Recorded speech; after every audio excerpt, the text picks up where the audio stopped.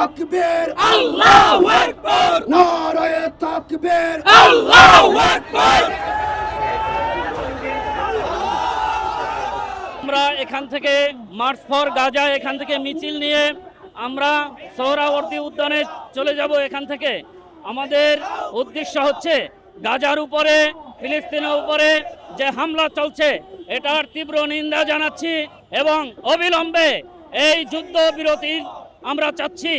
মুসলমানের উপরে যে হামলা হচ্ছে জাতীয় সংঘের কাছে আমরা বিচার চাচ্ছি। কেন মুসলমানদের উপরে, ফিলিস্তিনের উপরে কেন হামলা?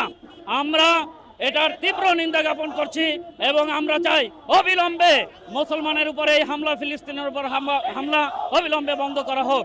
আমরা একটাই বার্তা দিতে চাই যে বিশ্বের মুসলিম ঐক্য হয়ে ফিলিস্তিনকে মুক্ত করবে ইনশাআল্লাহ, এবং বিশ্বে যেন মুসলমানদের উপরে ইহুদি নাসারা বেধর্মীরা কোনো প্রকার অত্যাচার না করতে পারে, সেই জন্য আমরা বিশ্ব মুসলিম সর্বদা ঐক্য থাকবো এবং বিশেষ করে বাংলাদেশের সমস্ত মুসলিমরা আমরা ঐক্য থেকে বাংলাদেশের ইসলামের স্বাধীনতা রক্ষা করবো ইনশাআল্লাহ। টানা সপ্তমবারের মতো বেস্ট টিস্যু পেপার ব্র্যান্ড হিসেবে স্বীকৃতি পেয়েছে বসুন্ধরা টিস্যু। আজকে বিশ্ব মানবতাকে যদি আমাদেরকে দুনিয়াকে বাঁচাতে হয়, মানবতাকে যদি রক্ষা করতে হয়, তাহলে এই হায়নাদের কবল থেকে আমাদেরকে ঐক্যবদ্ধ লড়াই করতে হবে।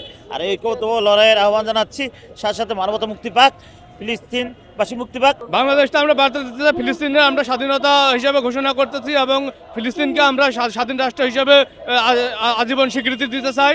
এবং শুরু থেকে আমাদের ফিলিস্তিন ভাইদের ইসরায়েলিরা যেভাবে নির্মম হত্যা এবং শিশুদেরকে যেভাবে নির্যাতিত করতে এবং নির্মমভাবে হত্যা করতেছে এর সঠিক বিচার চাই। মার্চ ফর গাজা কর্মসূচিতে ঢাকার বিভিন্ন প্রান্ত থেকে সকাল থেকে আসতে শুরু করেছে বিভিন্ন শ্রেণী পেশার মানুষ।